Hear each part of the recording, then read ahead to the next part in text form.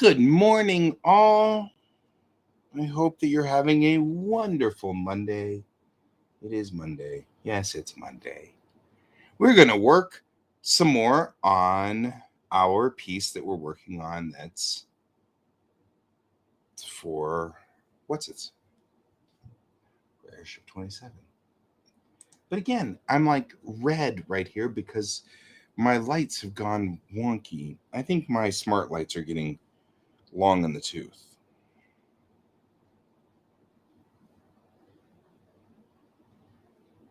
Yikes.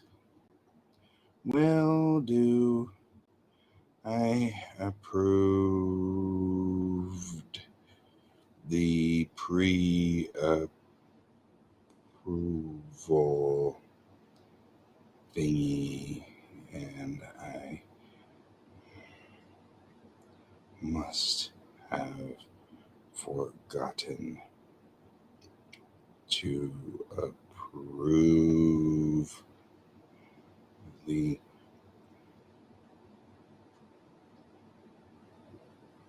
there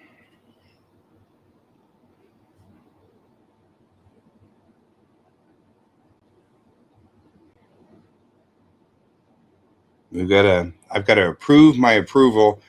Thanks, David. Then I have to approve my approval of approval. Why am I clocking in? I need to.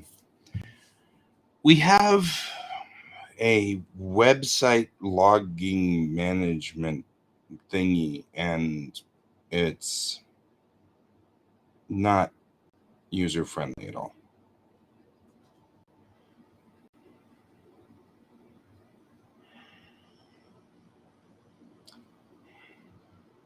You can tell what world you're in and where we are in the universe of things when graphic designers don't have a job and UX UI people don't have a job.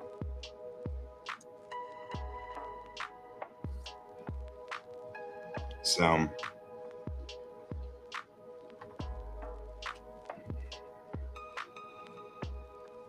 okay, we're working on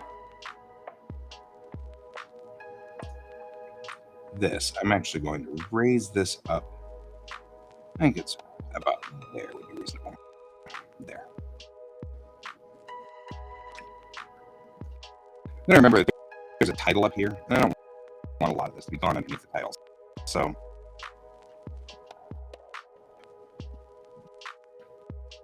I want to bring it down, but then again, I also don't want these guys to look like they're, not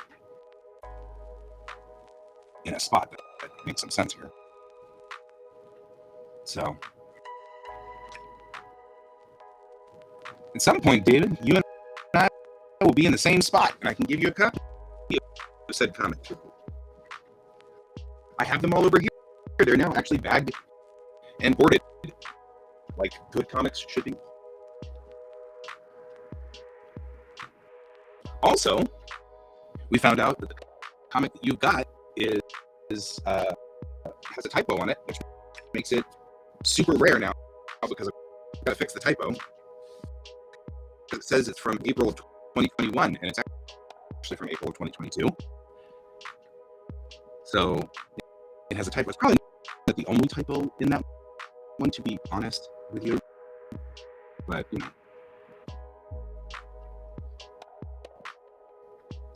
All right.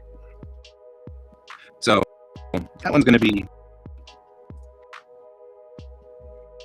sort of a thing. I actually kind of wanted to do something like this red sun thing. So I'm going to go here, make a new layer. I'm going to do this with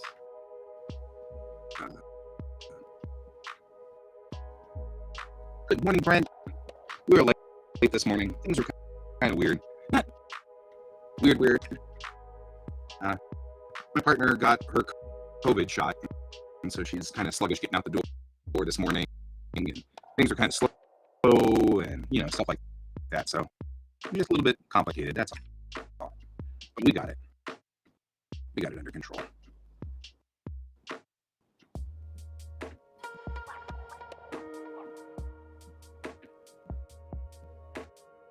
But it did mean that we were kind of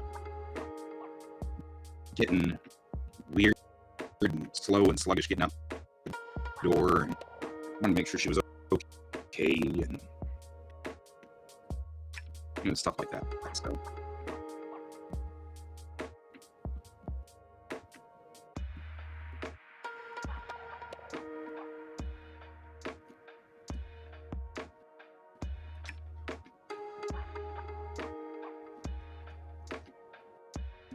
really, we were having a discussion because she's not feeling good. However, she's still going to go to work, and I was like, could we not do that? And her whole thing was that they were short-handed, and so I thought our mission statement was to kind of not do that.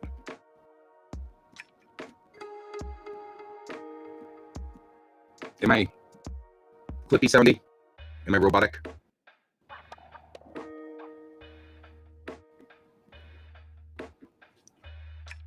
Hey, hang on, guys. Let me bump the system.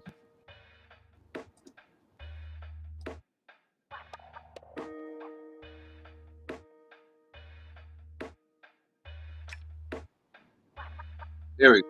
Let's see if that's better. See if that comes up better.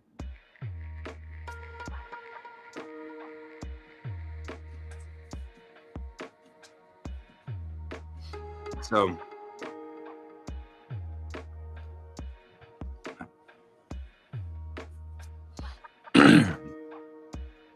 good.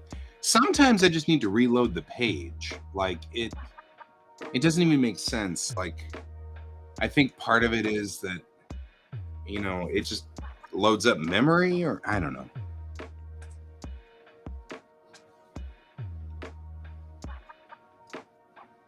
So anyway, as long as it's better now, we're good.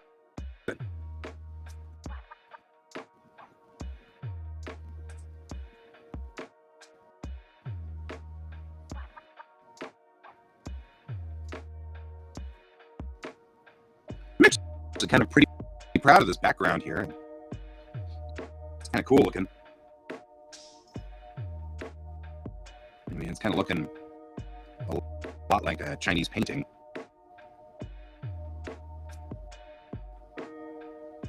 Which I think is neat. That was the whole point. We're kind of doing this Chinese painting thing. Go around up for a minute.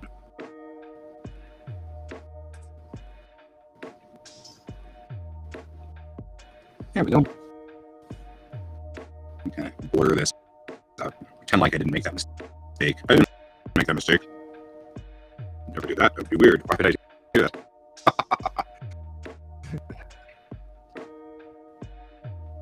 Let's see if I can't mimic sort of that back green here. So that's a green, a rich green. Kind of like that green. Dang it. It's getting close here. Because I'm wanting to pick one of these really darker pixels. There we go. And just something like this.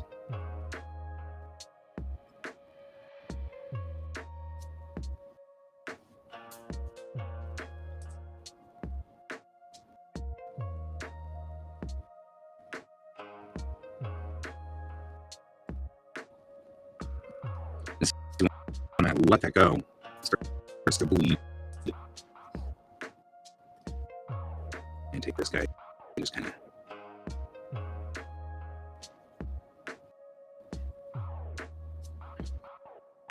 and a water brush here. This watercolor brush works wonders. Really is cool.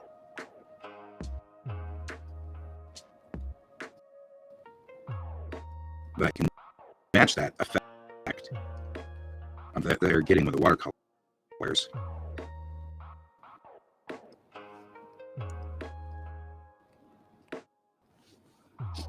Like that. And it makes it look a whole lot better. But I can also come back in with that brush. I'm going to do that again.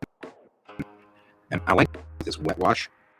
The wet wash is really messy. So I'm going to just go on the top here, like so.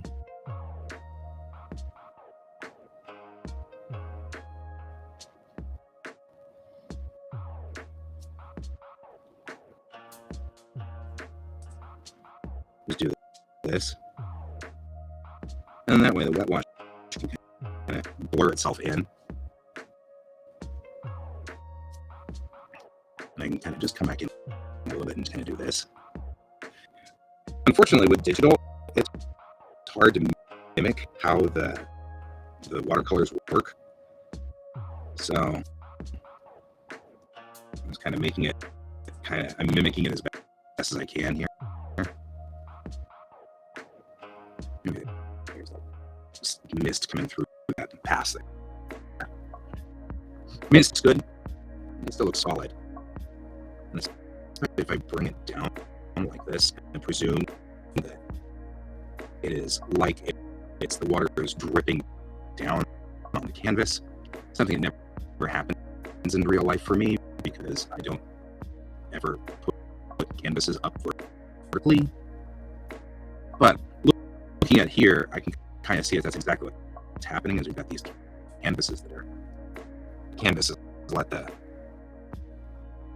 painting sort of drip down like this.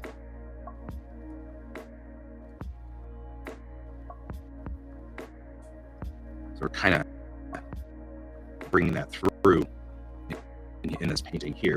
We're kind of doing that. And remember that the mist down here is, you know, the whole point of these is that the mountains are in the mist. You know, in China, I guess all the mountains are misty mountains. So I'm going to kind of make sure that the bottom part of this is definitely mistier, like so.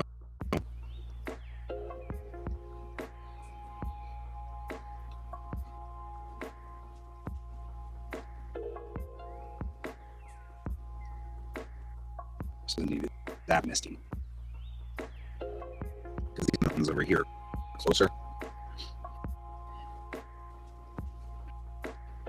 So go back over here. We're going to keep this wash thick actually. I'm just going to bring it up and kind of keep going along this mountain range out here, like so. And instead of touching back, I'm just going to keep going back and forth like this, and then let that kind of go in. Then I'll come back in with a blending tool and blend it in. Let the water blender get it.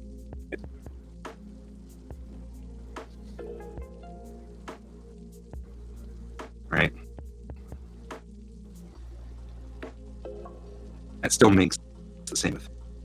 It still does the same things. I am totally mimicking the Chinese masters here, and I feel really kind of bad about it. Like he's just using a really kind of going in here and kind of adding some. See, it's got kind of this kind of effect was a little darker in there. Go in here and just kind of give it some variety.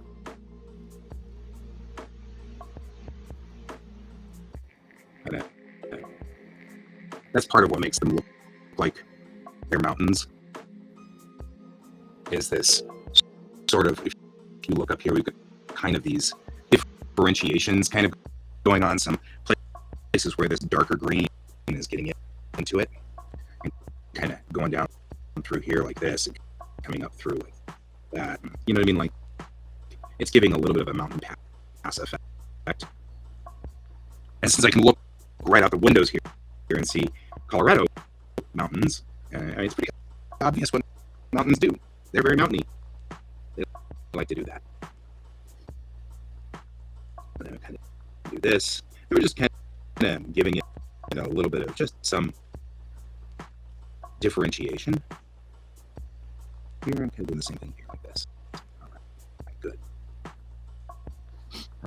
Right, same thing I did over here. I'm gonna bring it down. I'm just gonna take this blender and light touch, just a very, very light touch. I'm gonna bring down this area and just kind of come through it like so. And back to the fog down here and I'll lightly touch. This is where it's great to have a stylus that actually has pressure control. Dang it! Stupid Poppy, stop. Audio jerk. You know what it probably is? Is it bad right now?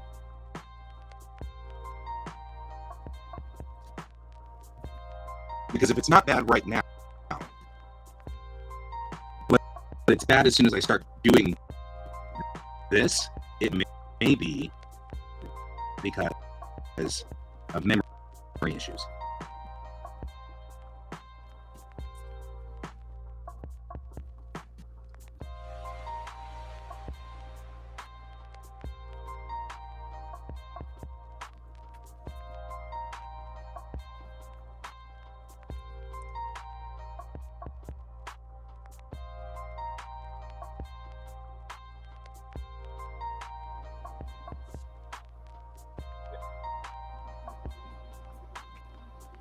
Are we doing better now?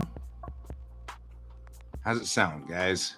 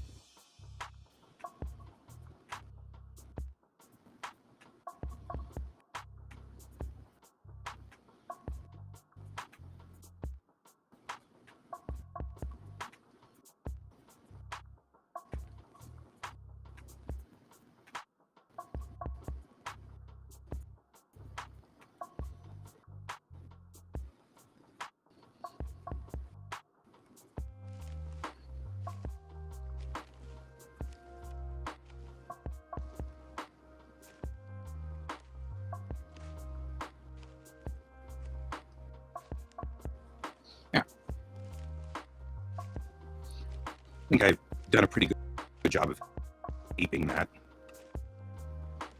I go here. Should put in Godzilla.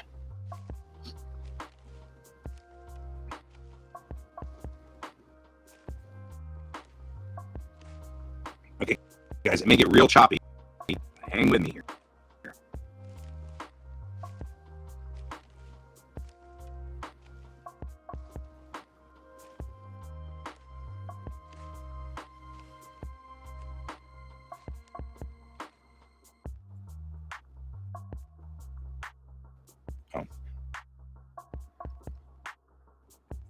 Okay. It may get real choppy here.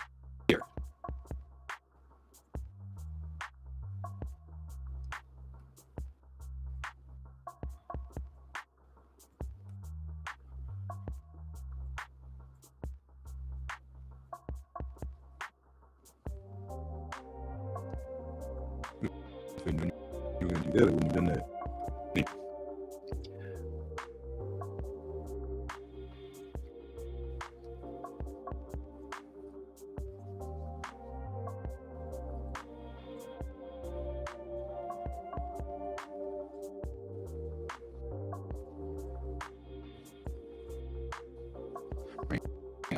Just need to erase the blue line underneath it. Really what I think I need to do is come in here with not a watercolor brush, but with a pen.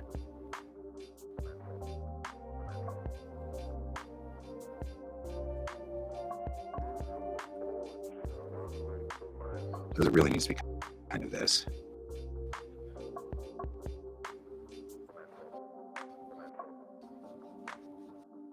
It's in there, like so.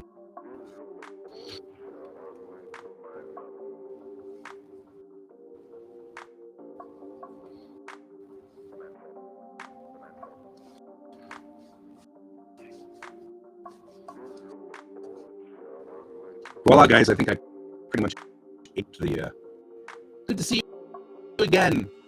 Hey, I'll try to be there Thursday. So if you're there Thursday, I'll see you. In the meantime, good to see you, my friend. Bye-bye.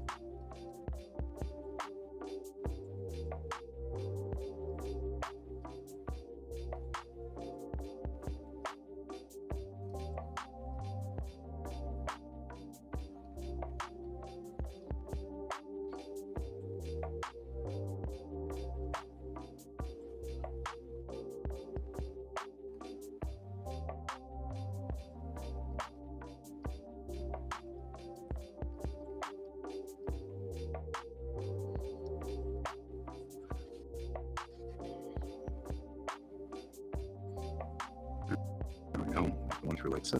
And what I'm doing is I'm just making sort of that same. I'm making sure that my ground level brush is going back and forth horizontally, so it gives stacking of lines.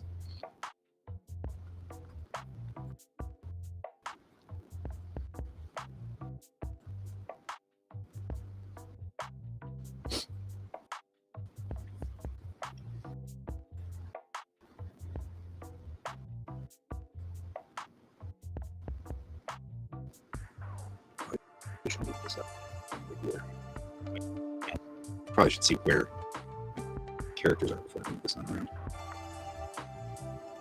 Be a better place, I think. No, the sun should be here.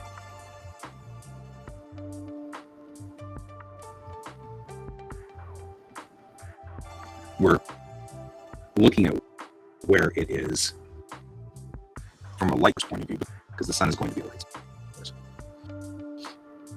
I have all this highlight going on here on this level, which can be from the sun. So we're going to take that and work with it with the highlight colors so that it matches.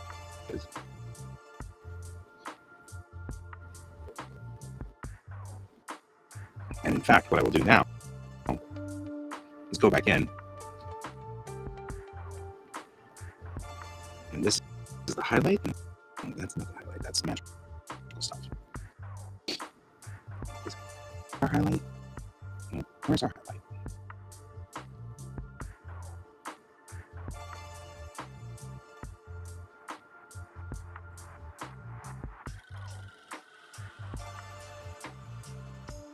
That's that. So the foreground highlighting. No.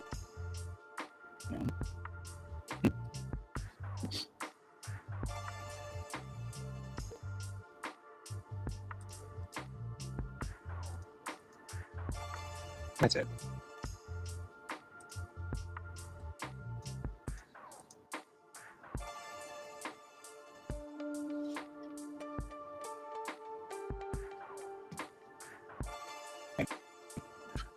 We're going to make sure that this all now matches the sun instead of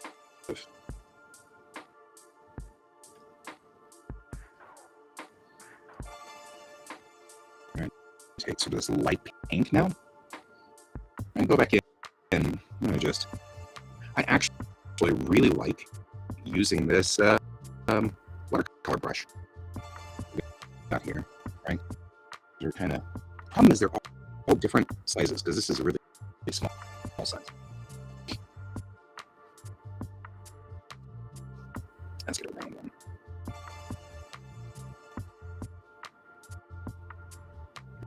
Right. So let's smear this out a little, because we actually really need this to be somewhat different now.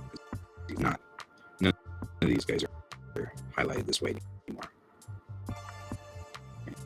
It's the. I can get a little bit of roughness to the. But putting that watercolor brush in here, though, getting a nice sort of a texture to this that we didn't have before.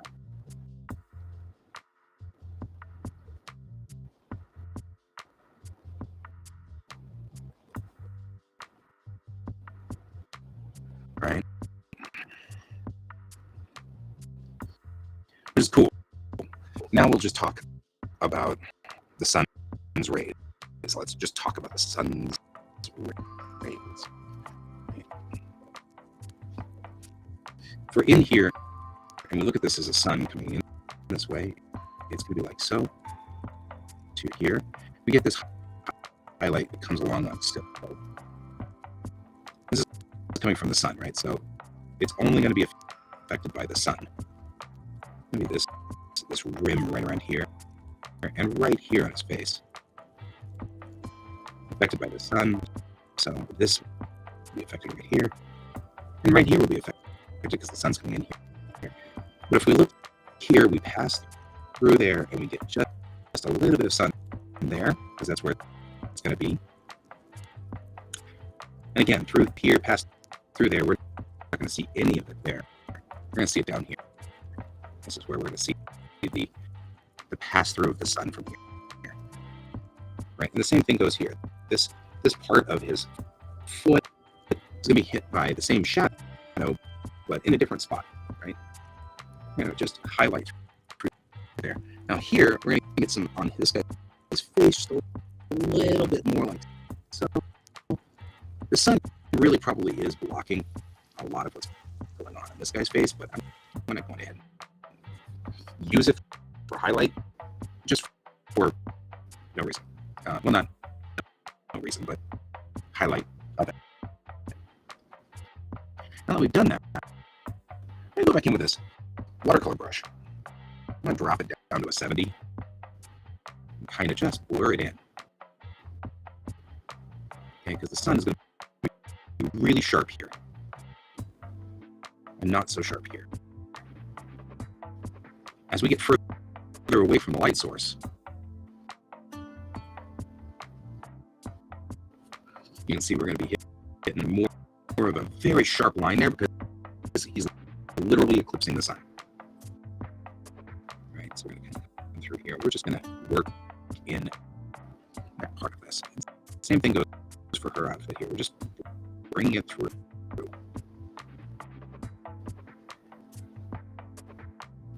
Same with her face and her hair. So we're going to have to work on her face in a minute, but we're going to do that after we flatten everything. He's going to have not much there. We're going to work on his face too. Go back through. They're still rough, but since they're character art pieces, I want to make sure that I've got them just as clean as I can make them. All right. There we go. Now, the thing is that I have now made everything so cacophonous that the colors no longer match and they clash, which is an issue. And legitimately not what I wanted to do. Right? Things are starting to clash. Things are starting to kind of get weird. It's hard to see what our colors are doing. We've lost unity. And I think that this is my lesson being learned. A lot of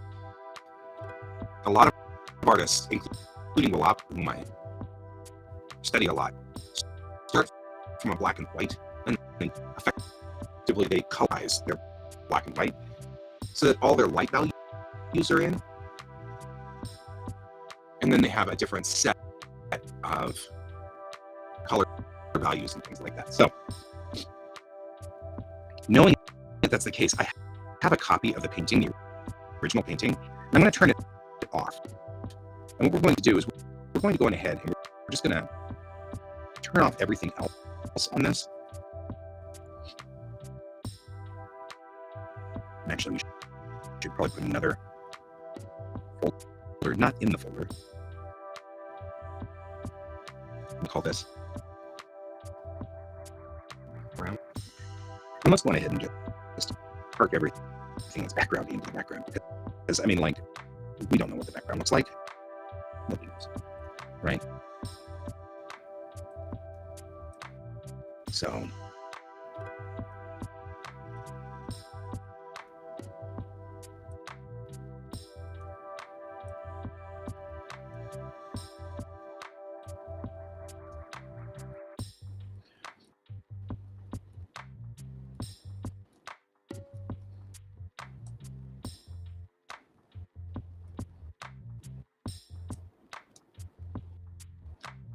and we will fix some of this stuff in a minute.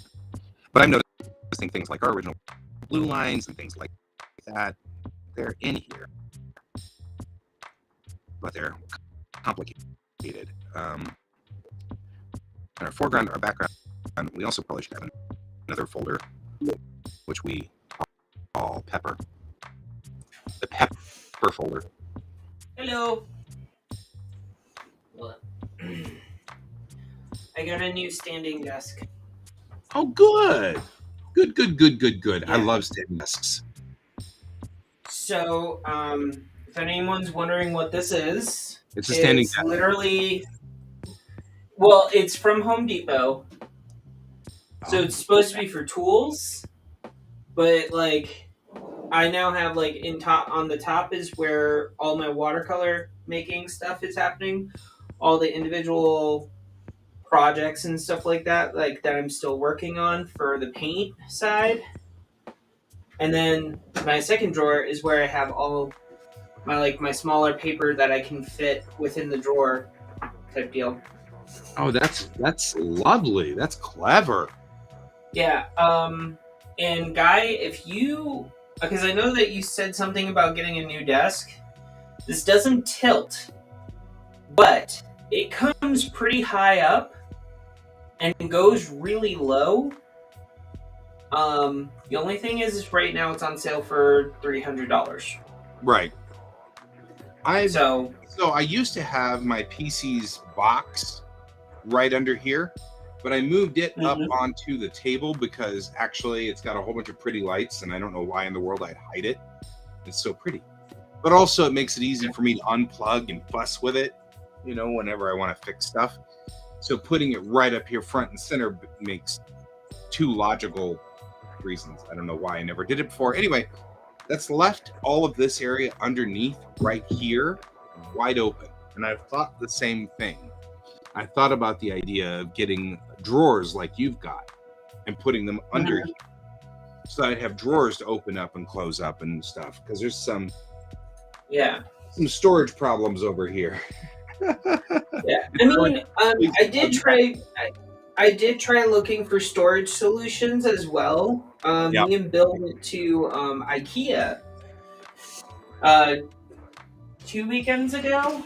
Yeah, 2 weekends ago. Because we were down there doing our CPR training and recertification for the adoption process.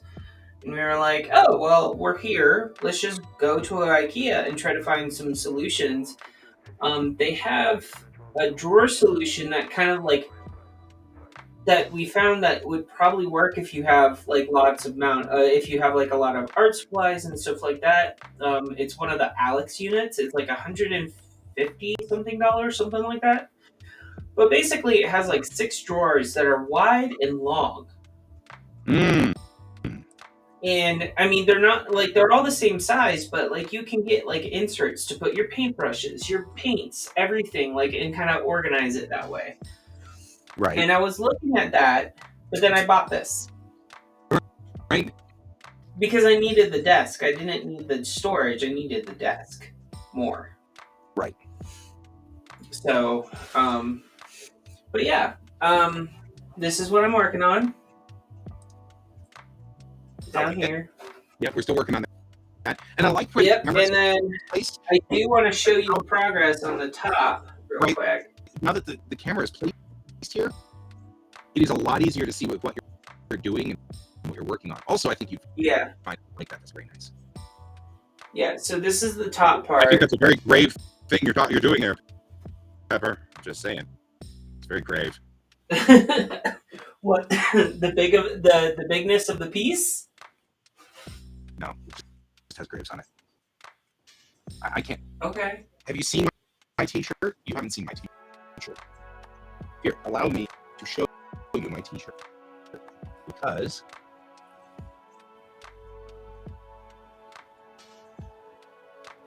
Oh. Okay. I mean, yeah. I can't help it. I actually literally bought a T-shirt because of this. So you were like showing me pictures of a graveyard. It's a very grave thing you're doing there. I can't help it. I can't get Alex drawers. Alex drawers. Yeah, Brent. Yeah, like the they have a smaller one that kind of fits on your desk. $400. The one I'm talking about is like it rolls around. Is that the one that you have, Brent? Yeah, they've got wheels. Yeah, they look like they've got wheels. Yeah. Oh, they've been discontinued as of February. What, the Alex drawers with wheels? Yeah, I Googled them, and the first question is, the Alex drawers been discontinued? And I said, and it says yes, they've been discontinued as of February 2022. Aww. Well, they're still, like, I can confirm, like, when I was in the IKEA Centennial location, they had them in store. Well, that may be a thing. I mean, like, no questions there. Yeah. If I duplicate the layer, will I get a duplicate folder? Oh, good. That's good to know. Okay.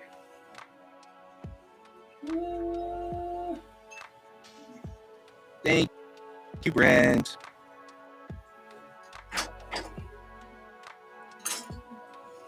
Yeah.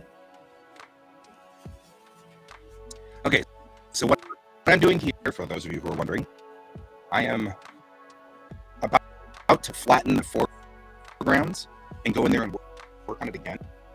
But before I do, I'm going to make an absolute copy of everything we've already done so that I don't lose it.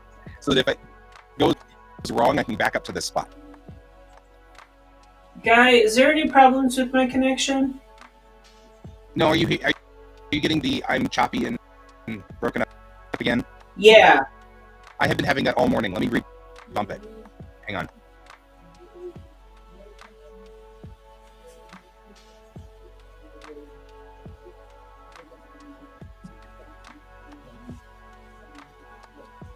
There, I think that's probably better. Yeah, that sounds a lot better. Yeah, I think I'm filling up my computer's memory. Let me close it. Yeah. Hey, you. Hey, you. Would you like scritches? You like scritches.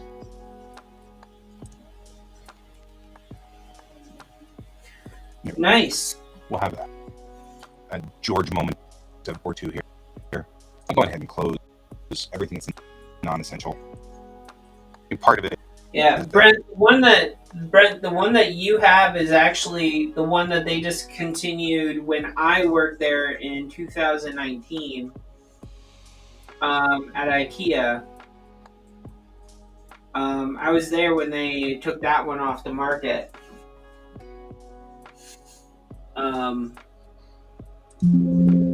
It was like anything turquoise, like at that time, IKEA was taking it out of their roster. It hurt a lot of people's feelings because apparently the turquoise items at IKEA is like they're the most requested to like bring back. Yeah, that doesn't mean that just because they discontinue them, if it's sent to the store, they just stop making them or something. There we go. I know it sounds really weird, but IKEA is weird. I can tell you right now that Alex, everything with the Alex line, the reason why it's called Alex is it was named by one of the people in HR in IKEA headquarters in Sweden. Whose name was Alex. No, actually, it was a female. She just used anything related to office supplies or stuff like that. If you see a male's name, it was one person. She named everything with a male name. That's it. That's cool. She just, if she was in charge of naming something, she gave it a male name. That's it.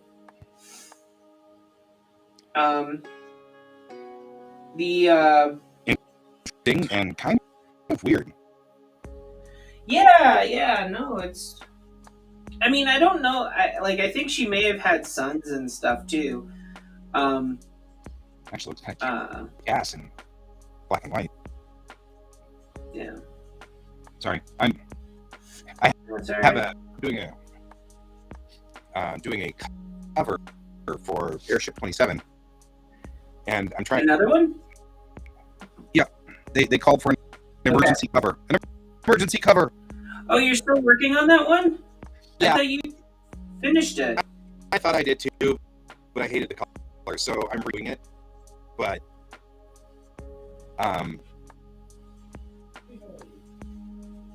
redoing it now actually kind of look decent. I don't know. I'm having problems with the color, but short of the color, I made it look more like a Chinese painting, and it actually looks pretty good. But so. Okay. So anyway, I don't know. What do I know? I don't know anything. It would have been on sooner, but I had a therapy session this morning, so. Therapy. Actually, I totally love my therapist, so I'm saying that completely because of no reason whatsoever. Yeah, it's fine. I'm pretty sure there's a bunch of people that heard me say therapy session and probably said, well, it's about damn time. It was totally what I said. Totally. Yep.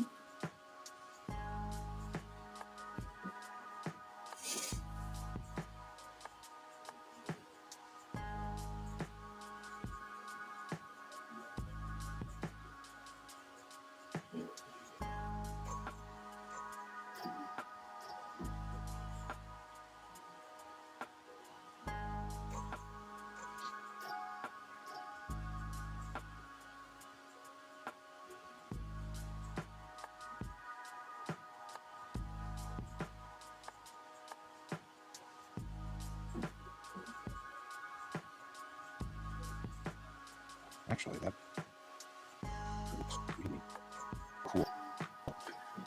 So, how's everything else going? It's going okay. Had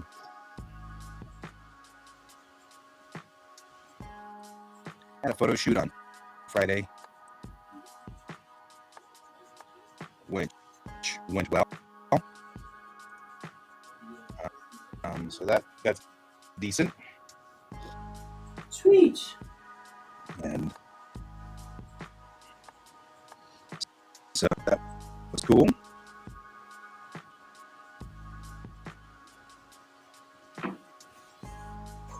All went well there. Sweet. Was it just for your usual, like, doing someone's house, or No, this is senior pictures. okay? People know that I actually do, but I do senior pictures as well.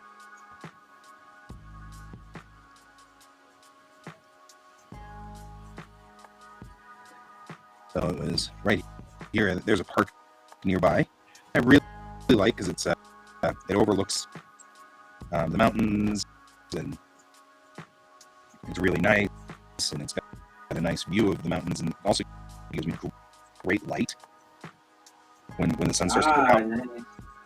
Because of course the sun goes down over the mountains, and I get some great light out of it. So really like it. Yeah, I like it when people are visiting me here, and they're like, it's like bright all day and everything, but once the sun goes behind the mountains, it's dark. Yeah.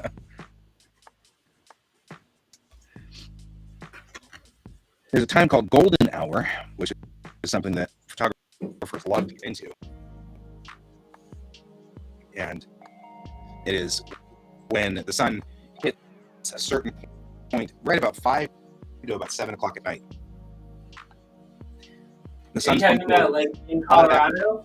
Here, and Is this like in Colorado, or is this just everywhere? It's all over the place. It's just that Colorado has a good golden hour, but golden hour is about that time, and it's wonderful for here because it's we've got some good like lighting and stuff like that, so I really like it. And so it's good for. So that was what I was doing, was I was taking the kid out on the golden hour and trying to kind of get the photo shoots while the sun was setting, and he did pretty good. Sweet. So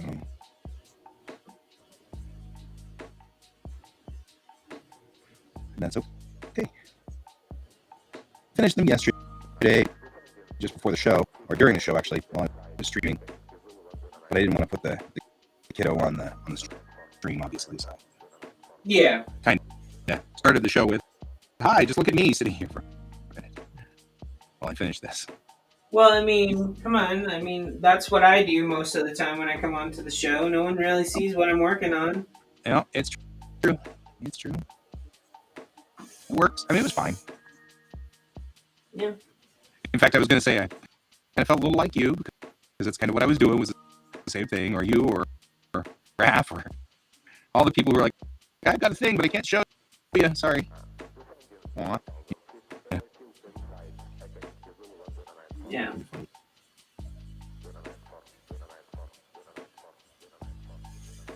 I'm just like, I don't know. I'm supposed to be going into. I think me and Bill have figured out what we're replacing the Kickstarter thing with now.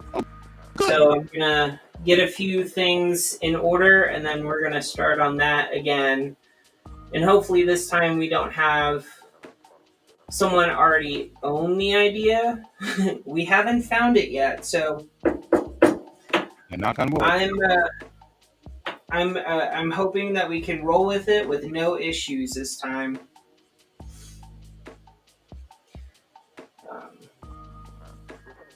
I do too. I don't know. I still think that the kitties thing is fine, but that's just me. And I understand where you're coming from, so I'm not going to press it like that. I get it. I just don't want you to throw them away because they are freaking adorable. Well, I'm not throwing them away per se, but I am like, I can't sell them. Well, you can sell them. You just can't sell them under any name. Yeah, I just can't sell them. Like, I think what I'm going to do is probably, like, right before the weekend or so, I may release them this week on, like, my social media. And then that's on how people are going to see it. But, I I just don't want to. I actually witnessed an artist get called out for stealing someone else's work already once last year. And the guy reached out to the guy that they were claiming that he stole the artwork from. And he had no idea who this person was. Like, he had no idea who this artist was. He's never seen his work or anything. And he straight up just basically was like, well, we had the same idea. It happens. Yep. And I guess what that brings me towards is, creatives and artists. I like to say there's like a collective mental ether for all of us, where there may be someone that has the same or similar idea, and there's nothing we can do or say or anything. It just seems to happen that we come up with the same idea. It may look slightly different because of our thing, because of our styles and stuff, but in the end, like, sometimes, like, for me, like, it came up really super close, too close for comfort, from my own experience. But this guy, like, he was doing a riff on an actual, like, owned licensed character, and so that's why everything looked the same, but their ideas were the same too, where Casper the Friendly Ghost with a pumpkin around his waist, and yeah, there was a white thing sticking out of the nose of the pumpkin that was around his waist. I see. And then the other artist had something similar. Well, so there's a couple of things. One, your idea was not a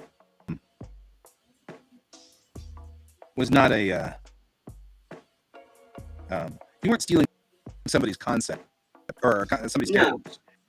You're stealing their concept, so to speak. That's a different thing. Yeah. I mean, like you weren't using Casper. Yeah. Yeah, I no, I know that. See if you had, if there had been a TV show of Shark. Yes, but like when you're a fan of one artist, okay, like let me break this down a little bit better from what I was trying to get at. When you're a fan of one artist and another artist that you're a fan of sees that you guys have the same thing, and everyone thinks that and a lot of people think that because you're an artist, every artist knows another artist. We don't know all of one another. Like, I know you know me, we know Raph, we know Kaden, and we know Colton on this show, and then whoever else comes on in our local sphere of friends and acquaintances. If someone's sitting there saying, like, hey, you took this idea from this person and, like, gives me and doesn't give me a link, and then I have to go and search and find them, that's, like, one thing. Like, you don't know this person. And what I'm talking about is sometimes some artists and creatives, we don't know one another, and we come up with the same idea around the same time. I think we are saying the same thing in two different ways. Okay. It's happening because I see this in technology all the time. I mean, this happens a lot in technology. Thomas Edison came up with a light bulb at the same time as about 4 other people all over the world. It's just that Thomas Edison came up with it. And the Edison bulb popularized it before everybody else did. But there was like a French inventor and a Chinese inventor who had come up with a light bulb at the same time. Yeah. And well, I also want to point out that Thomas Edison had a crew of people working in his workshop that actually came up with it. Him himself did not actually come up with it. Well, yeah, but I mean, I'm just saying that I think what happens is there is a time when it just Mhm. makes logical sense. You cannot build the airplane without the automobile. But once you have the automobile, Right. you build the airplane.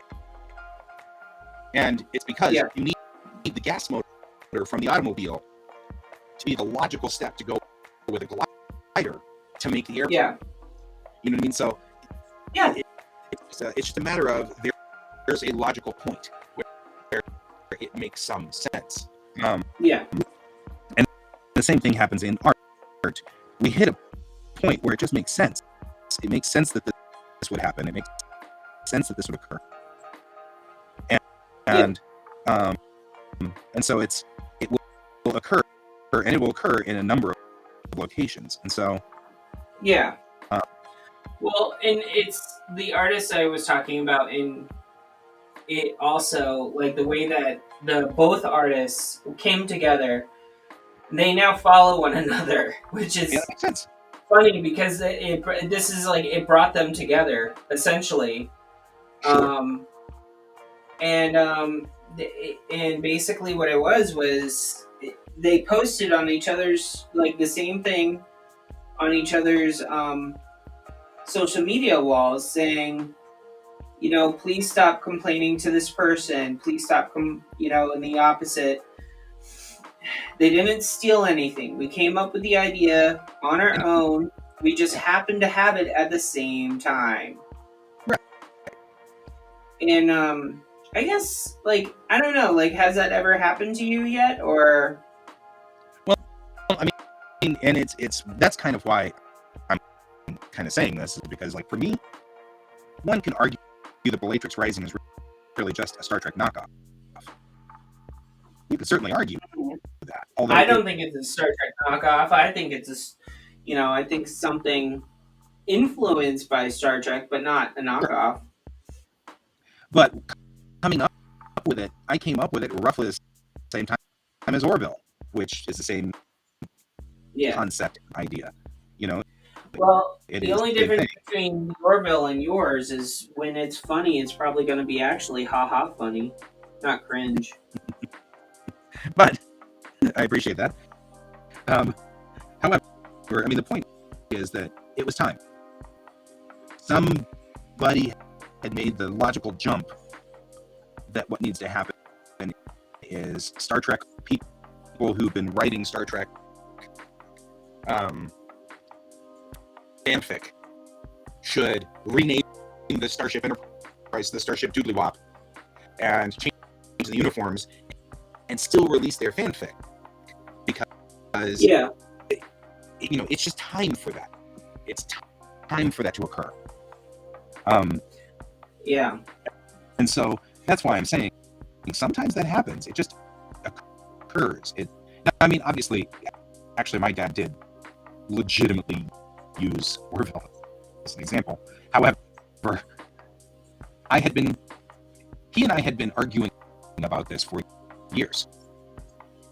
When I tell the story of what happened, the genesis of Bellatrix Rising, I consolidate it. It actually had been a discussion that he had started in like 2016 or 2015, where he'd started saying, "Hey, how much of this comic have you written, and why aren't you writing your own stuff?" Yeah. And that was his thing.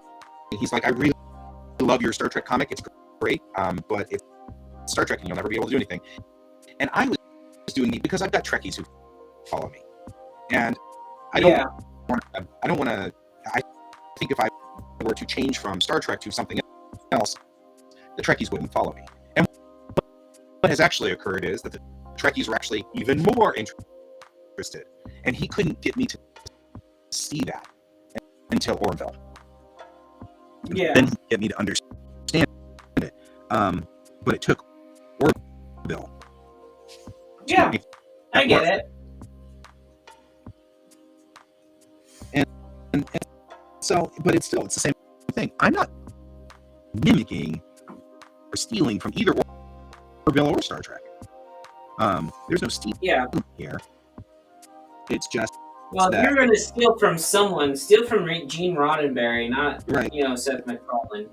Right, but I mean, right.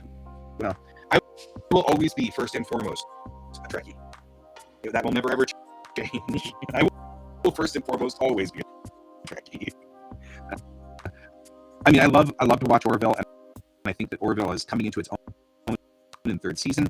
Less cringe, more. Is it weird that the for you, like, it switched formats and went more dramatic? No, I actually like that better because I wasn't liking the cringe. Okay. I mean, I wasn't. So, like, the weird jokes in the first 2 seasons and stuff like that, like, those didn't, that's not what you're upset of the change. Like, I want to say, like, that when they made the change, they made it so that it seemed not as dramatic, but, like, I guess, for me, it went from a lightheartedness about certain things to, like, a really dark place really fast. Yep, they're hitting the. So Seth MacFarlane is a hardcore Trekkie, and he has really wanted to always make Star Trek, which was darker and grittier and a little bit more into the Twilight zone of things, and less into the, worried about what censors would say. In other words, he's much more interested in episodes, like a lot of Trekkies are, that were more of the vein of come on, the Cogenitor, the Offspring, Let This Be Your Last Battlefield, the episodes of Star Trek where they're making a serious point, and where you're watching it, you're going, I get what you're trying to say. He's always been more like that, and that's cool. And I think that's what he wanted Orville to be, but then they were like, Seth MacFarlane, you mean Family Guy? That's great. You're going to make Family Guy Star Trek. Cool. Yeah, we'll fund Family Guy Star Trek. Yeah, so, now that Fox now that they're with Disney and on Hulu instead of, like, instead of airing on Fox, it seems like they switched everything up because they could. Yeah, because finally he could start getting into the episodes that are more like Let This Be Your Last Battlefield and like that, where I mean, yes and no. Like, me and Bill have talked about, like, the Next Generation and stuff, like parallels with certain things.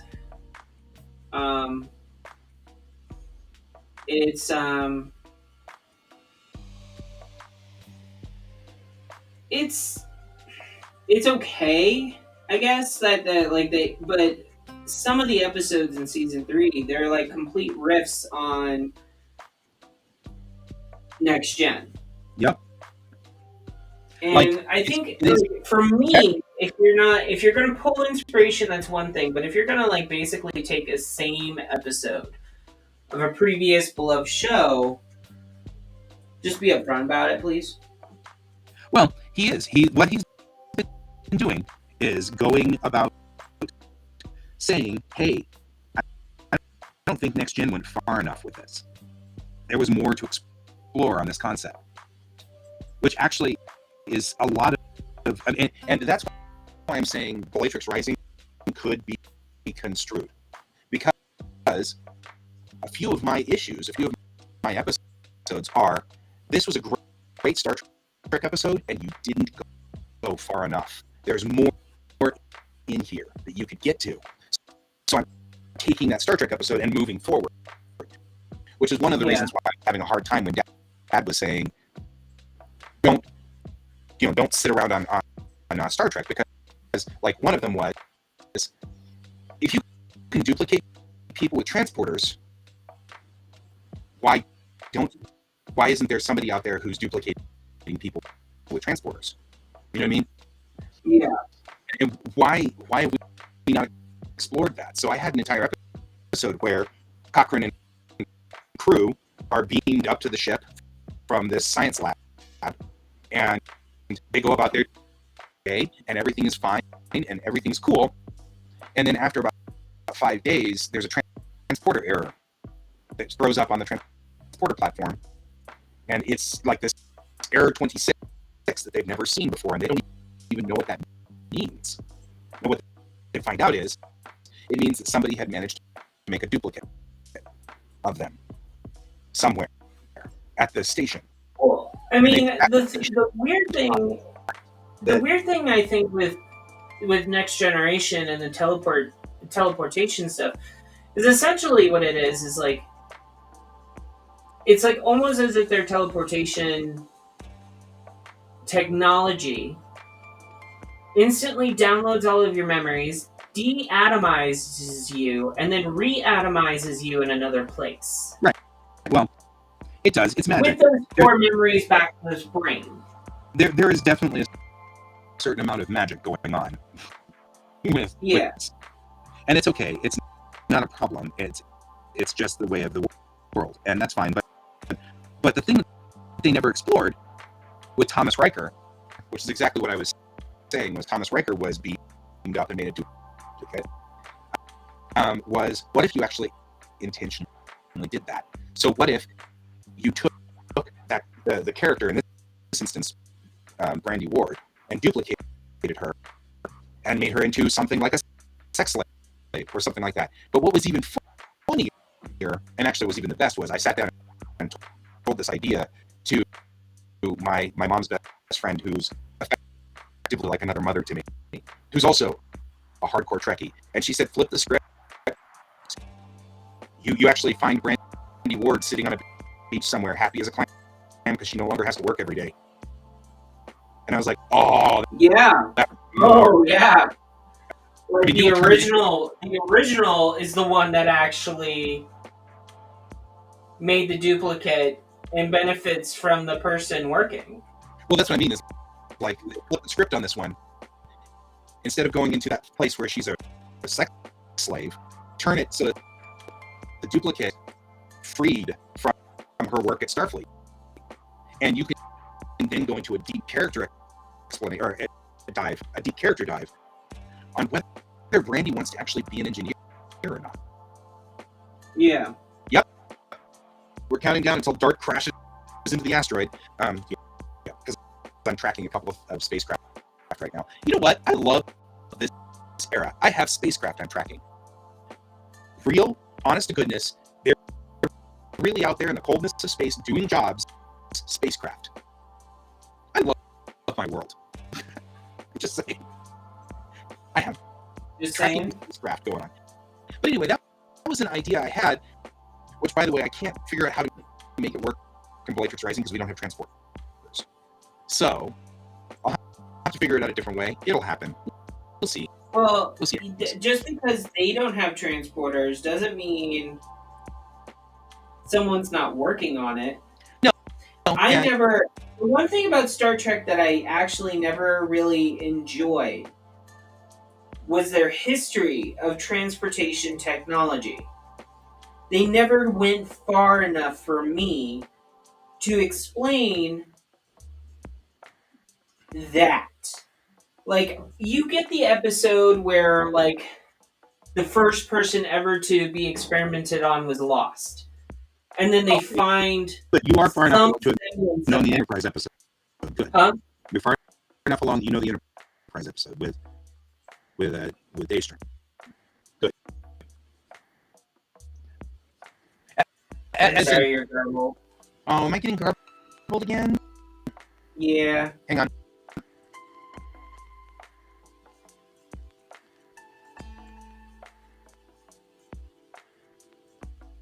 Usually a rebump always helps. Rebumping helps just clean the... Yeah. Anyway, all I was saying was I'm glad you mentioned the Enterprise episode. That's all. Yeah. Because that means you're up to date. I don't have to bring up the Enterprise episode. That's all I was saying. Yeah, no, I mean, well, I guess it's a good thing that I grew up with Trekkies, and then also I married a Trekkie. So, yep, you married a Trekkie. There's nothing you can do. You're doomed. Yeah, I know. You get to learn anything and everything about Star Trek, whether you like it or not. And you have to commit it to memory, because if you can't recall it, then you get called out for not being a supportive person. Anyway, You're not better. Anyway, I never really liked how they handled it. Like I just didn't. It seemed like there could have been a better way to do it. You know what I mean? Like, I don't know. I just think like if you're gonna do technology that's not like fully done, and then you're gonna say that the first experiment on a human was done on the son of the person who originally came up with it. Yeah. Like, maybe there would be a better version of that story. I don't know what it would be, but it would be like, huh? Therein lies the rub of what I think Seth MacFarlane's doing. He's finally getting to say all of the things, and that's what I was saying. One could argue that Bellatrix Rising is also a knockoff. That I have come up with the same idea that Seth MacFarlane did. And I'm doing it in a different way, but it is the same thing. There are a number of episodes that I have for Bellatrix Rising, which are Star Trek didn't go far enough. They could have gone further with this idea, and I've got a story, and so I'm writing the story. And like I said, that's just one of them. The one that I was just talking about, that's just one of them. Which that one is right now not in the cycle because I can't figure out how to do the transporter thing. But I have another one about holodecks. I have another one about and in fact the holodeck episode that I did in my head that was originally for Bellatrix got even darker as we added AIs that actually had like life in the story. Now all of a sudden an entire talk about how holodecks work becomes much more complicated and darker. Yeah, because you have sentient ones now. Yeah. So we've got a lot more, and more we can say now with Bellatrix Rising. So, but it's the same thing. I mean, it's that, but that all comes from Measure of a Man, which is a Star Trek episode, which was a phenomenally good Star Trek episode. It's not to say that episode's bad. I just think they didn't go far enough. You know what I mean? They talked about Measure of a Man. They even came back to it in Picard, sort of revisiting that universe again and revisiting the question of what is Data's rights? What is that is that the same one where Picard basically uses the words of another officer's father against her? Yes. Or am I thinking of it? Okay. No, you're thinking of a different thing. That one's Drumhead. Okay. Good episode, Drumhead, with Admiral Satie. Yeah. Yeah. Oh man, that is a good episode. Like, isn't that one's about prejudice against Worf? The Satie, the general. It's Worf being prejudiced, but yes. Yeah. Because Worf's the one's having a problem because there's a Romulan on board. But he's half Romulan and half Vulcan. And the whole point is that he's Romulan. That was good too. That Drumhead though, Drumhead is one where, no, that one's pretty solid. It hit the point that it was supposed to hit, and it hit it good and solid. And it, I mean, like, bam, with a nice, woo, Drumhead's good. Drumhead's one of my favorites. Drumhead's one that I will watch over and over just every so often because I'm like, I need to get my political bearings back in line again, so I'll watch Drumhead. Like, yeah, I'm back online again. Yeah. Nora Satie. Admiral Satie. Oh yeah. Drumhead. But again, I don't feel like I need to make Bellatrix Rising's version of Drumhead. But I do feel like I need to explore more off of Measure of a Man. And that's not to say that Melinda Snodgrass's script was lacking. I think she did a beautiful job with Measure of a Man. I think that's an excellent script. I just think that her point has another point, right? It's like the light bulb or like the airplane. She put out the automobile with the gas motor, and now I can see an airplane with gas engines. You know what I mean? Like now, that's what's going on, and that's a thing. And so now I can put the next episode in Bellatrix Rising that makes sense. I'm actually kind of hoping to get through pretty quickly, try to get through the second issue on my comic, because all episode 1 is a setup. That's all it is. I can't get into the actual episodes yet, where I want to make my talking points and where I want to discuss things and stuff. Yeah. So, but I'm having way too much fun with this discussion. Thank you very much for being here. No, I mean, I want you to know I appreciate it. I'm obviously working over here myself, so. Yeah, I just want to know I want you to know that I appreciate you. I always appreciate you. Not a problem. I know that. You're a good buddy. A good art buddy. Because you keep making me think and do things like this. But this also, it's like a reaffirmation for me. You know, getting back in here and reaffirming what my mission statement is with Bellatrix Rising. Yeah. Because I'll need that discussion topic. I'll need to know where.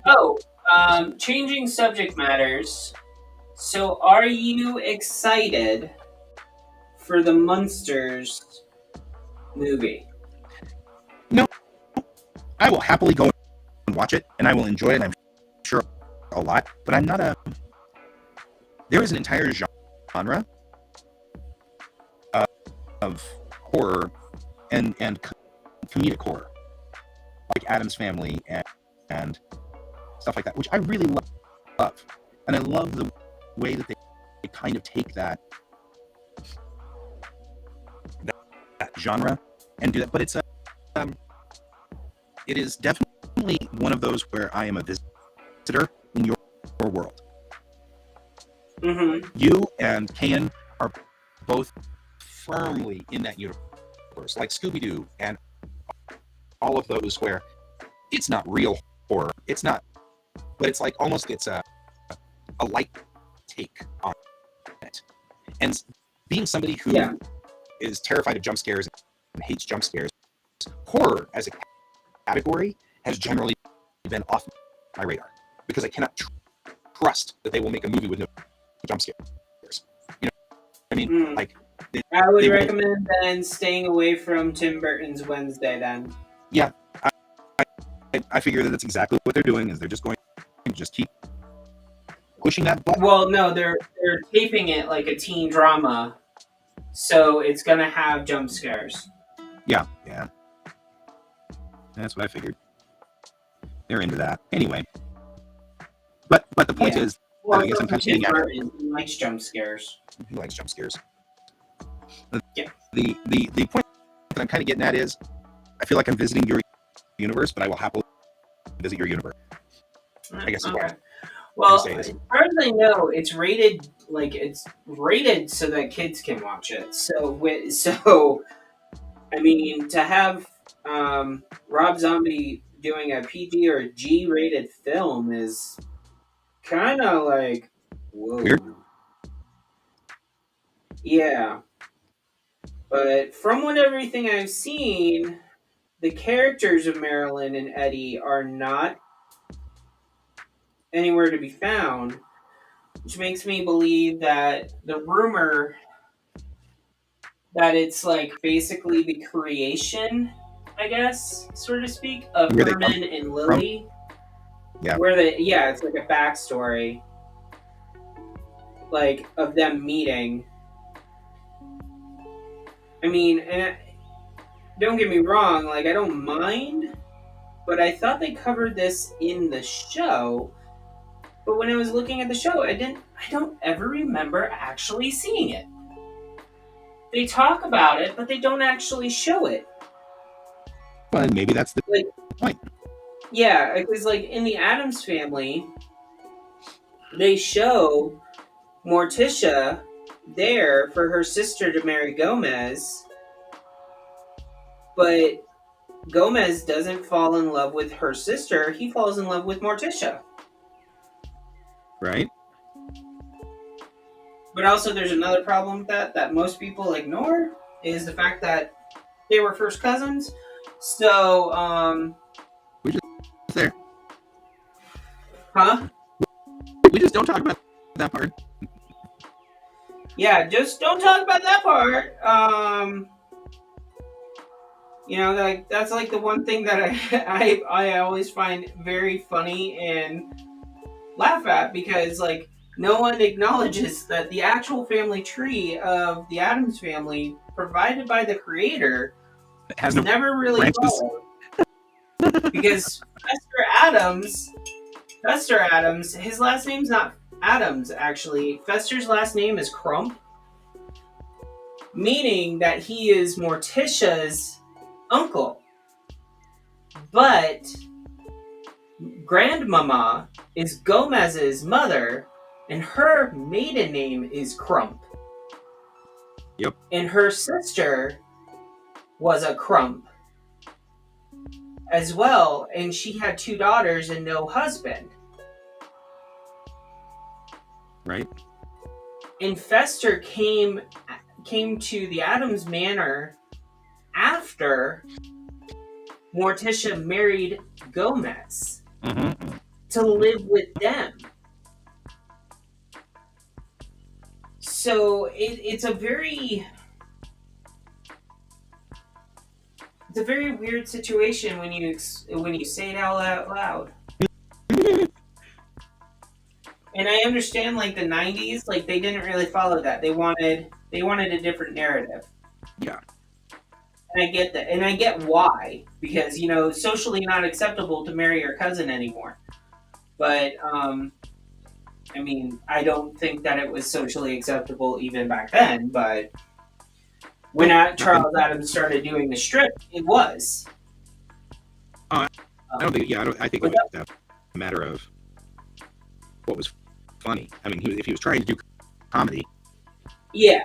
I mean, I hate to say this, but you and I are both from the South. That the I know. I have cousins married to one another. Trust me, I know. The whole inbred thing is an ongoing joke. That is an ongoing thing. Yeah. It really happens, and we all talk about it, and we all make kind of nudge, wink, wink sort of things. Florida in general, you can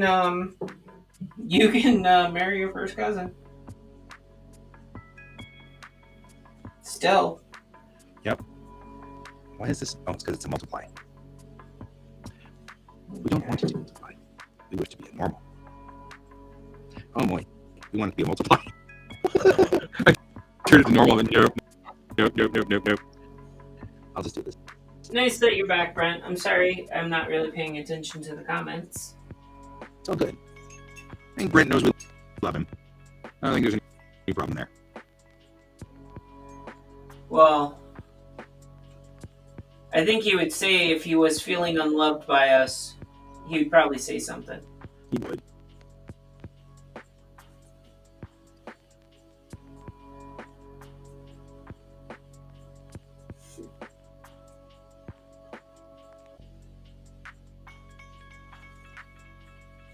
So I know this may not be your jam or anything, but when I was a kid, Boy Meets World was like an actual big to-do in my life. And now, mind you, when it came on in 1993, I was only 10, and the show was about a male middle child in Philadelphia.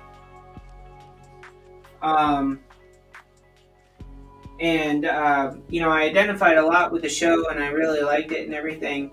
So 3 of the actors from that show have a podcast now. Yes. And they were talking You were telling me a today, little bit about that. Huh? You were telling me a little about that. I think that's actually really cool. Yeah, so I was listening it today. I was listening to it like at 6 a.m. this morning, and they got on this topic that I actually kind of think that is somewhat true today. Uh-huh. That the notion of what we call a sitcom TV show is no longer the same format like the 80s and 90s. Yes. In that, like, now sitcoms are like more grounded in actual reality, like stuff like that. They're not cheesy anymore. They don't have one-liners. They have a cohesive storyline, that sort of thing. But they brought up a very good point that for some weird reason, Boy Meets World, if you rewatch the episodes, they don't feel, they have sitcom moments, but then they feel like they were saying that it kind of broke the mold of sitcoms at the time. Because the father and the teacher weren't treated like idiots by the kids or vice versa. Yeah. You know what I'm saying? That's well, and a lot of it is the which tropes did we want to use? Because I think we had a lot of tropes, and sitcoms were tropey. They loved harping in on the tropes. It made for easy script writing. Yeah. And I think that's part of it is that you could fire off a trope and get an easy script that was done quickly and wouldn't require as much effort. Because all I needed to do was just hit on the dad is an idiot or I mean, whatever trope. And, the kids were stupid and did a dumb thing or, you know what I mean? Like, there's a number of tropes. Yeah. Well, what they did was they were bringing it up, like, at the beginning of the series, they were trying to find voices for all the characters, and the only voice that they really worked out was the main character, Corey. They really didn't get the older brother character like where they wanted to until the second season. They brought the love interest in on the fourth episode, and the fourth episode is also when the best friend was solidified. Right. You know what I'm saying? Like, in family shows, like, you had a best friend, but they would usually, like, go away. Like, the story wouldn't be about with them involved. But they made Sean's character, Corey's best friend character, like, stay throughout the entirety of the show. Mm-hmm. They had Feeney follow them to college. There's just, like, a lot of, like, weird things that I think that they do today, and I was just listening to them talk, and they all agree, kind of like, yeah, like, it started here, but like sitcoms today, like they kind of do that. Mm-hmm. Yeah. But their examples of sitcom were like were the MCU. So like what you saw in WandaVision. Yeah, but stuff like that. And that's tropey. I mean, like. Yeah, and I'm like, no, I mean, I remember sitcoms when I was a kid, and yeah, it was tropey. A lot of it was tropey, and some of it was actually really bad tropes. Like, it was not the greatest of tropes. Well, that or they were really brutal. Like, you could but they all had to be weird. Yeah. Also, at the same time, like, it also, like, the other trope was like, if you saw the token black, brown, or Asian person on the show, like the racial profiling was like very amped. It really was, and it was brutal, especially Asians. Yeah. I was interacting with Asian cultures quite a bit, and of course, it took some time for me to realize that every Asian I met was not the super smart, absolutely, that's poor friends.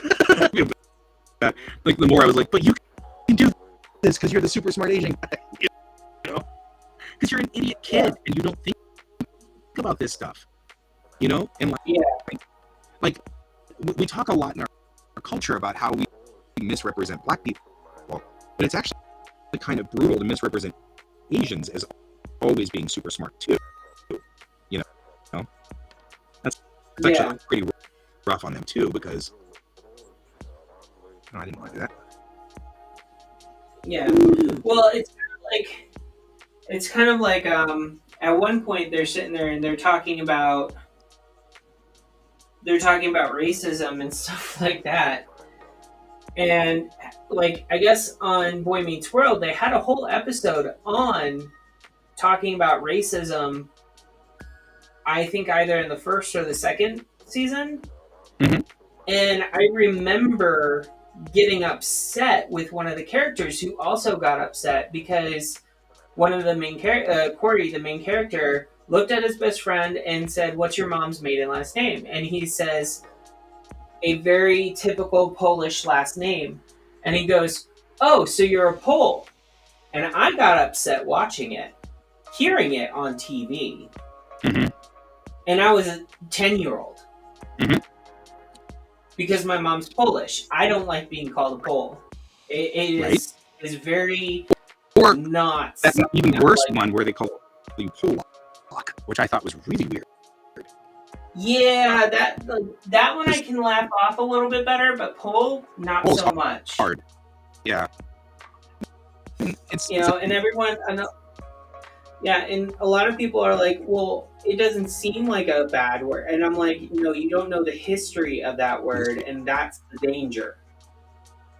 And that's the thing. That's part of the whole thing is there's an arrogance, especially to Americans. Yeah. With using terminology and then going, it's okay because I don't mean it that way.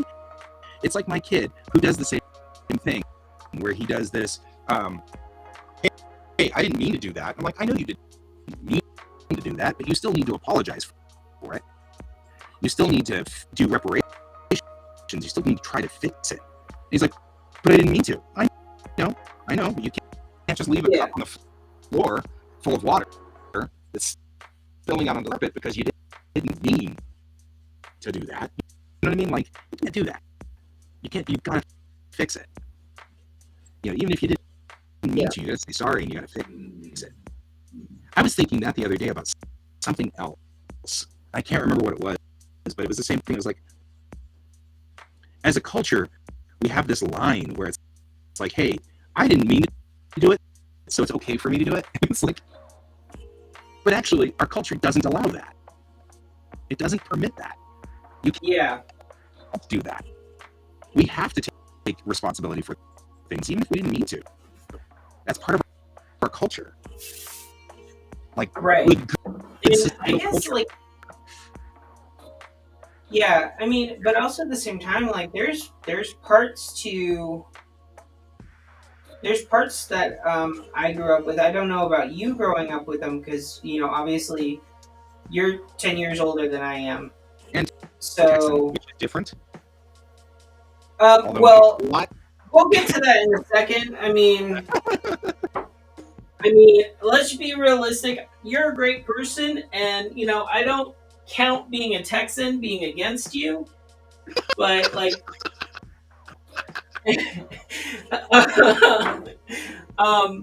but let's just say, like, I grew up in Florida. There is a strong thing that when you grow up in Florida that you hear, and it's it's funny, and I'm actually, and this kind of ties into what we're saying now. So like, people from Florida during the 80s and 90s, Yep. they seem to outright hate Texans. Oh man, I don't mind that. I mean, actually, I'm not very fond of Yeah, like, something either I because mean, I actually think I heard a lot of for hate myself. on Texans when I was a kid. You know, like, and then like I met people my own age from Texas, you know, and I didn't think I had a problem with it until someone sat there and said, "I want to go back to Texas. This is so better than Florida." And then like a switch, a light bulb went off in my head. I'm like, "What's so better about it than Florida?" And they're like, "Well, it's where the Cowboys originated." I'm like, "You mean the football team or the actual Cowboys?" The actual Cowboys. No, that's wrong. Bye. You know, went off on them, and they're like, "No," and like they had to look it up, and I was like, "Yeah, Floridians were the ones that taught you guys on how to be cowboys. Shut up." You know, like But like everyone's I like, mean, the thing is, but it's like it's that type of stuff. It's not like we're not saying something stupid or anything like that, but we just don't like it when they deny history. You know, like I mean, on the same token, I actually do not consider myself Texan unless we're talking about Southern culture. yeah, I Southern culture. really very much consider myself a Coloradan. You know, Yeah, as far as like what state do I call home? What location? yeah, What world? You know, this is my home. Colorado's my home, and I always will be.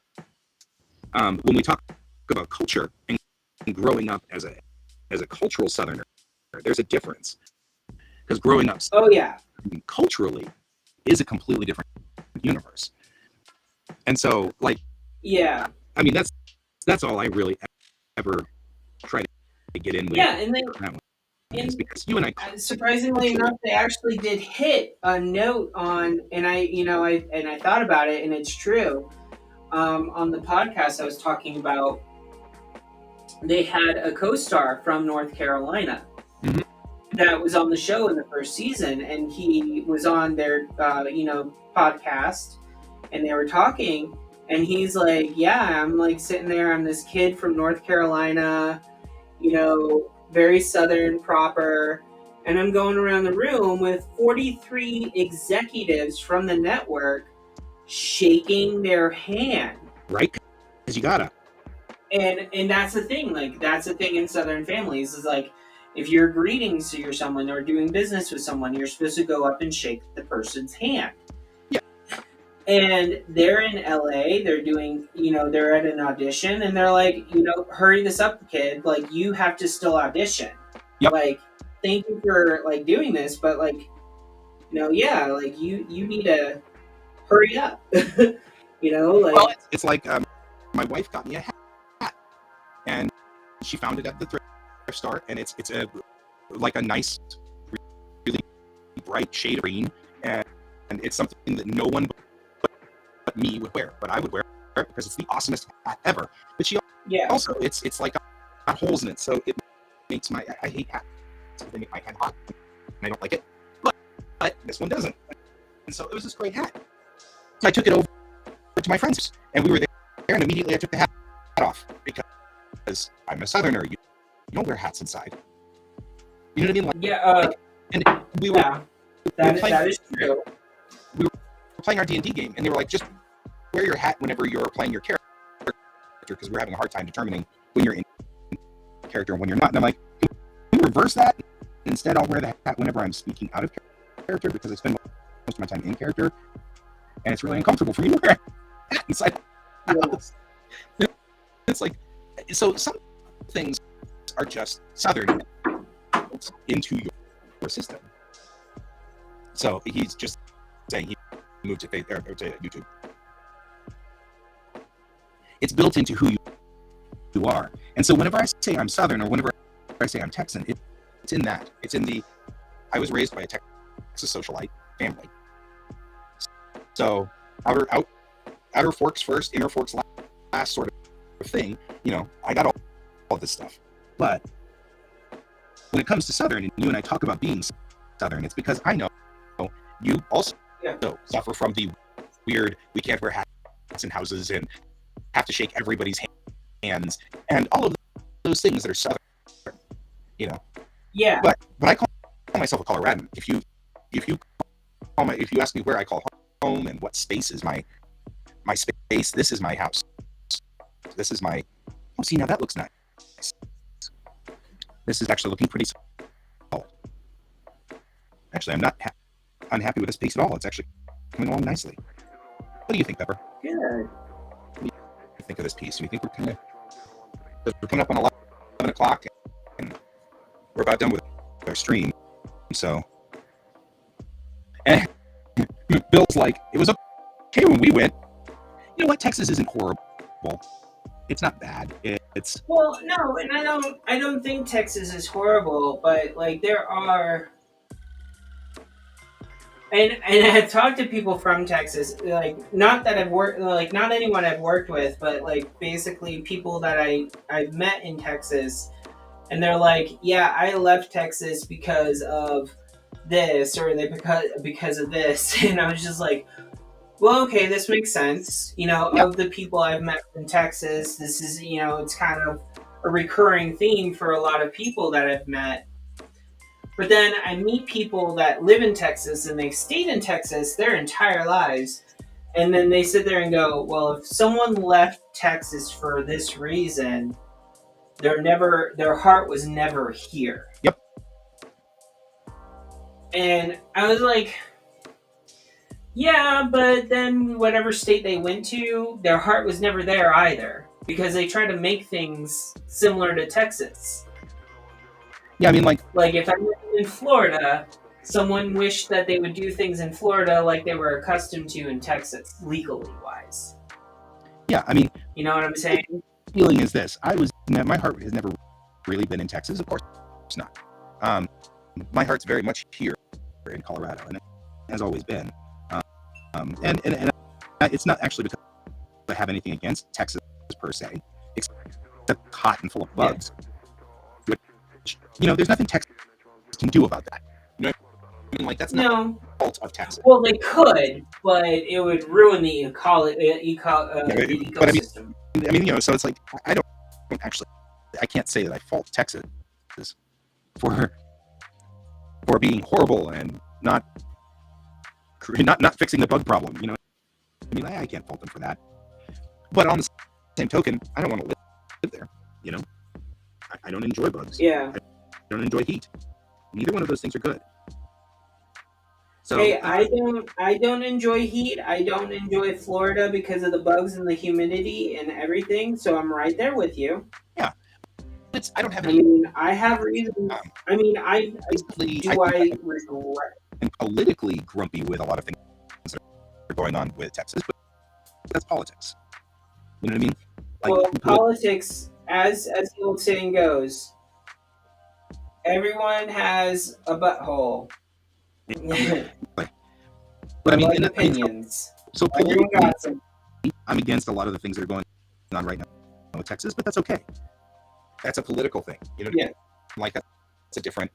That's a different, completely different show. Yeah, that's a different show. But on the same token, it also doesn't necessarily mean I hate Texas for that. You know what I mean? It's like I don't hate Texas for that. They can be goofy all they want.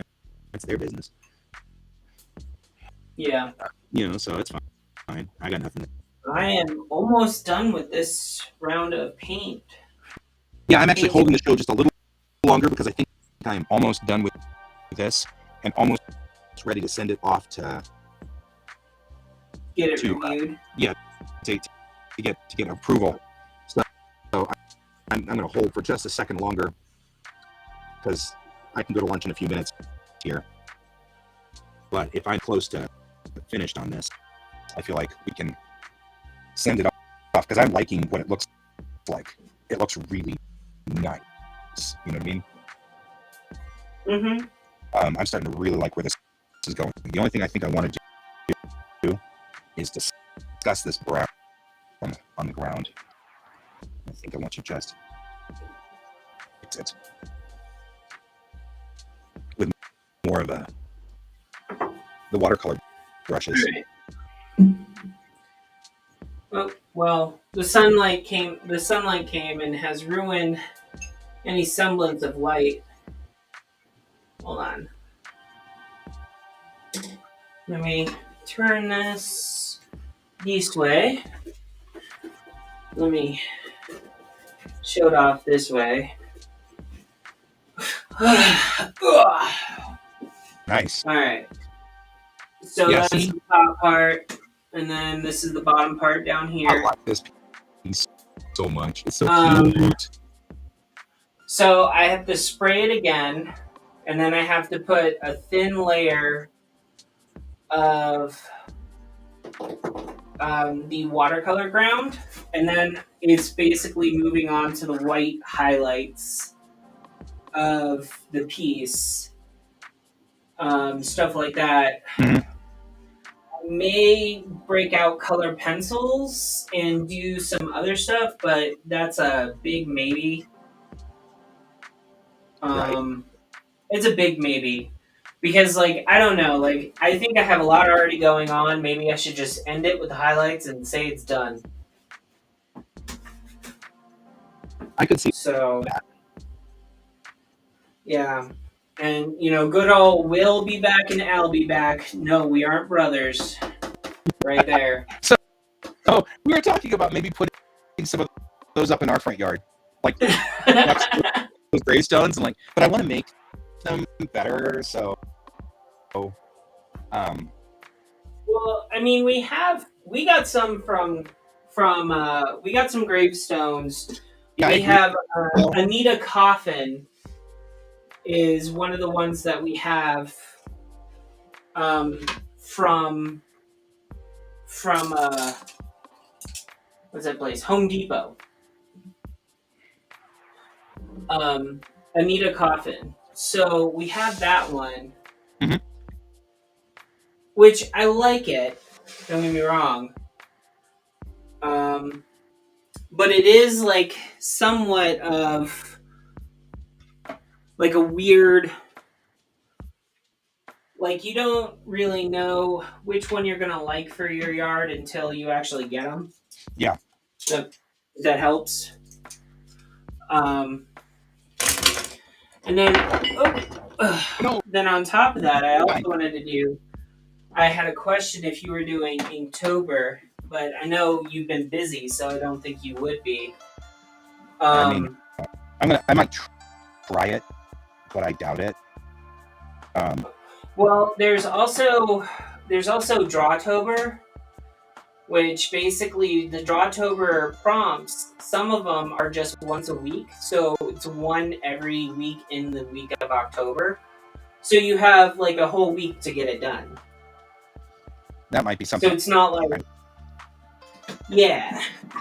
I guess really what I'm trying to say is I don't know if I'm ready yet to get back into one of those. As far as besides, if I've got some time, I feel like I probably ought to get back into the next issue of Bellatrix and get it back up there. I don't think I have time to. But that said, the kiddo's into karate, and I now spend Tuesdays and Thursdays at a Starbucks waiting for him to get through his karate class. So where I don't actually have access to this machine set.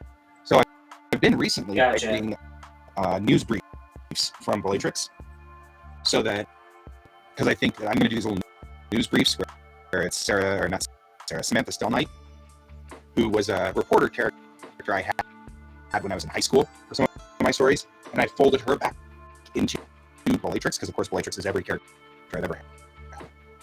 But Samantha Stellnight does these little news briefs that sort of some of the news bits are part of the story, and some of the news bits are just mean nothing. There's just there. So that it adds a little bit to the world, but also allows me to put stuff out between comics so that because all I need to do is just do one picture of Samantha Stellnight at a desk.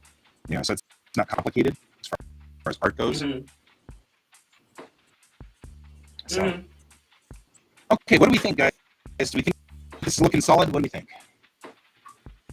Well, how about you make it bigger so that that you can be better? Yeah, I'm about to do that. I'm saving, so I can't just yet do that. But that's all right. We'll do that. We'll go here. That's probably our best bet at this moment. I'm gonna maximize my There we go. screen. Oh, still feel like So maybe his face. this is not the finished product, though, right? Well, not anymore. This is. Well, I mean, I like it. I need to know what stage we're looking at. So I was just about to send it off to him and say, "Hey, what do you think?" For like so the final piece, or just for the final? Yeah. If you think it still needs work, that's all right. I still got another day. I can still work on this through tomorrow. He wants it by Wednesday. So we'll work on it. I would ask him what he thinks and then follow his direction. I mean, it looks good. I get it, but it's very different from every other Airship 27 piece that you've done. And I think, Brent, I'm kind of right there with you. I feel like blue in the face is a little bit weird. I've never seen you use a blue face before. Yeah, blue face is a little weird. But it's also dark, and we can lose it here. Right? But getting closer, I think it's fine. Like, the options are okay. We just need to darken out areas like up here and through here so that he has more contour. Yeah. So, it seems like you washed out the face with blue when it's smaller. Yeah. So we'll work on that. Okay, cool. Cool. Then that will probably be tonight's work. We'll do this tonight, and we'll finish it up, and probably can roll it out. What I will do is send to him and say, we're not done with it yet, but tell me if you like where it's going. Because I'm trying to make it more like a Chinese painting. And so we're fading out the definition, but it may still cause problems. So I'm going to see whether he likes it as it stands, or whether he thinks it needs to be done differently, or whether he doesn't like it at all. So cool. Good. That actually is pretty close to the way I'm feeling on it. So, but I like the stylistic. These are the things I'm going to be drawing with or using in October. Black. Look at you. And orange. How unironic. Yeah. So. All right, everyone. I think this is Guy's time saying he's going to leave. And so that means I have to leave. So, bye. Okay. I will talk to you guys later. Bye-bye.